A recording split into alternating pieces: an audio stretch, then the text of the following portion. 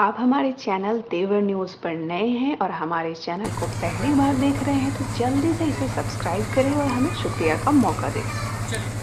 कारी English public school milky रजवाड़ा रोसड़ा समस्तीपुर में 5वां वार्षिक समारोह धूमधाम से मनाया गया। इस अवसर पर बच्चों ने रंगारंग प्रोग्राम पेश किया। जिन बच्चों ने अच्छे अंकों से अपनी परीक्षा पास की थी उन्हें मोमेंटो और गिफ्ट देकर उनका हौसला बढ़ाया गया। इस अवसर पर जीवन के विभिन्न क्षेत्रों में अच्छे कार्य के लिए भी मोमेंटो देकर उनके कार्य की सराहना की गई। पत्रकारिता क्षेत्र में तेवर न्यूज़ के संपादक डॉक्टर बिस्मिल आरफी और उर्दू दैनिक इनकलाब के समस्तीपुर ब्यूरो चीफ सरफराज फाजिलपुरी को सम्मानित किया गया। इस अवसर पर एक मुशायरे का भी आयोजन था। मौके पर कारी राशिद इरफानी, डॉक्टर मोहम्मद शाहिर, स्कूल के डायरेक्टर मोहम्मद साजिद, शायर नकी समस्तीपुरी सहित बड़ी संख्या में बच्चों के अभिभावक और गण्यमान्य व्यक्ति मौजूद थे। पेश है एक विस्तृत रिपोर्ट।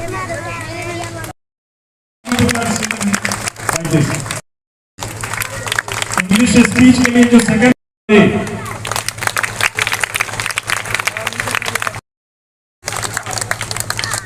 एक अवार्ड है जो हॉस्टल के इन प्रिंट मीडिया, ये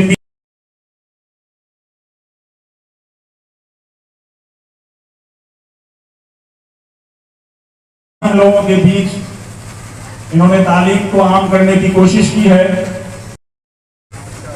इधर देखो,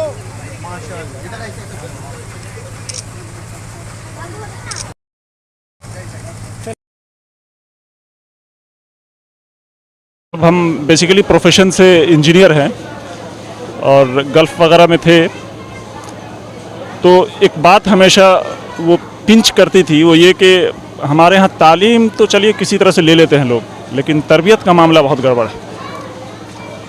तो हमने फाइनली ये डिसाइड किया कि नहीं, अब इस प्रोफेशन को छोड़ करके ऐसा कोई स्कूल खोलना है जहाँ पे तालीम के साथ साथ तरबियत और तालीम में भी एक कॉम्पिटिटिव तालीम जो होती है वो दिया जाए। तो इसी सोच के साथ हमने गल्फ़ छोड़ा और यहाँ कारी इंग्लिश पब्लिक स्कूल बुज़ुर्गों के मशवरे से हमने यहाँ पे शुरू किया। इस इलाके का जब हमने सर्वे किया तो पता चला स्कूल है तो बड़े बड़े नाम भी हैं, लेकिन वो स्कूल से ज़्यादा एक बिज़नेस का अड्डा है।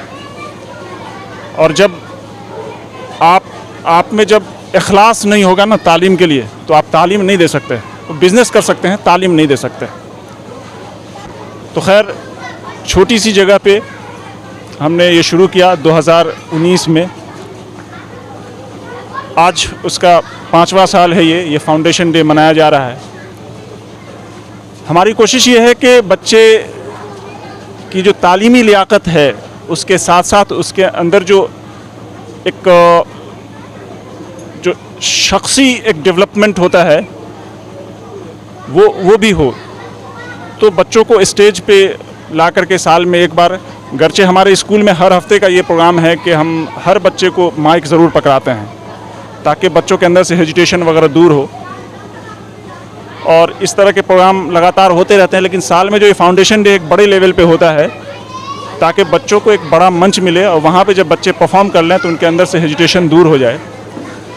दूसरी बात ये है कि ये एक तरह से एक हमारे लिए भी, जिस तरह से बच्चों का एग्ज़ाम हम लेते हैं और सर्टिफिकेट एक देते हैं, उसी तरह से हमारे लिए भी एक सर्टिफिकेट है कि हमने पूरे साल किन किन चीज़ों पे मेहनत किया है।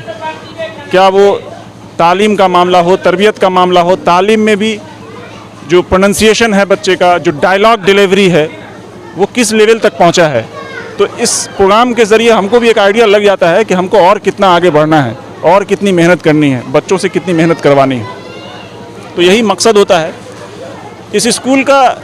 गरचे हमारे बच्चे का जो रोज़ी है वो इसी स्कूल से जुड़ा हुआ है, तो हमारे काम धंधा का यही ज़रिया है, लेकिन हमने इस स्कूल को लूट खसोट का अड्डा नहीं बनने दिया है। हमने कोशिश किया है कि समाज का हर तबका, चाहे वो गरीब का बच्चा हो, अमीर का बच्चा हो, मिडिल क्लास फैमिली का बच्चा हो, हर कोई समा जाए। इसी वजह से कोई ऐसा बच्चा नहीं मिल सकता है जो हमारे पास आया हो और वो बोले कि भाई हमारे पास फाइनेंशियल कंडीशन हमारा उस तरह का नहीं है, और हम पढ़ना चाहते हैं और हमने उसको भगा दिया हो, एडमिशन नहीं लिया हो, हम ज़रूर एडमिशन लेते हैं। अपनी जहाँ तक इस्तिताअत होती है हम एडमिशन लेते हैं, पढ़ाते हैं बच्चों को। जहाँ पे हमारी इस्तिताअत कम पड़ती है हम लोगों के बीच जा कर के हाथ फैलाते हैं, उसमें हमको शर्म भी नहीं आता, क्योंकि अपना एक बच्चा, अपनों के बीच का ही एक बच्चा आगे बढ़ रहा है, वो आगे चल कर के हमारा ही नाम रोशन करेगा, इलाके का नाम रोशन करेगा। एक अच्छा तालीम याफ्ता, तरबियत याफ्ता बच्चा अपने माँ बाप के लिए भी बेहतर होगा, अपने ख़ानदान के लिए, समाज के लिए, गांव के लिए, मोहल्ले के लिए, इलाके के लिए, यहाँ तक कि अपने मुल्क के लिए भी वो एक बेहतर इंसान होगा। यही मोटिव है इस स्कूल का, यही सब सोच करके हम लोग ये करते हैं। ये स्कूल रोसड़ा सब डिवीज़न में एक जगह है, मिल्की रजवाड़ा, जो रहुआ पंचायत में पड़ता है। इसका पोस्ट ऑफिस है रजवाड़ा, रहुआ पंचायत में है। इस यहाँ रिहायशी जो बच्चे हॉस्टल में जो हैं वो 32 बच्चे हैं और अभी एडमिशन का सेशन चल रहा है, लगातार एडमिशन हो रहा है और टोटल बच्चे हमारे यहाँ लगभग 160-70 के आसपास हैं। हमारी कोशिश ये है कि ज़्यादा से ज़्यादा बच्चे यहाँ मुकीम होकर के पढ़ें, ताकि 24 घंटे का जो उनका जो रूटीन है वो अपने हिसाब से। हमारे यहाँ बच्चे खाना जो खाते हैं वो चिटाई पे बैठ कर खाते हैं, खाने से पहले दुआ पढ़ते हैं, खाने के बाद दुआ पढ़ते हैं, जो मसनून दुआओं हैं उन दुआओं का एहतमाम करवाते हैं, ताकि एक तालीम याफ्ता बच्चा एक अच्छा तरबियत याफ्ता भी हो, सुन्नतों का पाबंद हो। ये कोशिश होती है। पंजगाना नमाज़ों की पाबंदी है हमारे यहाँ। एक अलग से, चूँकि गल्फ़ में रहे हैं वहाँ पे कल्चर है कि हर ऑफिस में, हर जगह पे एक अलग हॉल होता है इबादत के लिए, तो हमने इस स्कूल में एक अलग से एक इबादत के लिए हॉल बनाया है। वहाँ पे बच्चे नमाज़ अदा करते हैं, जुमा की नमाज़ के लिए मस्जिद जाते हैं, वो भी किसी टीचर के गाइडेंस में जाते हैं।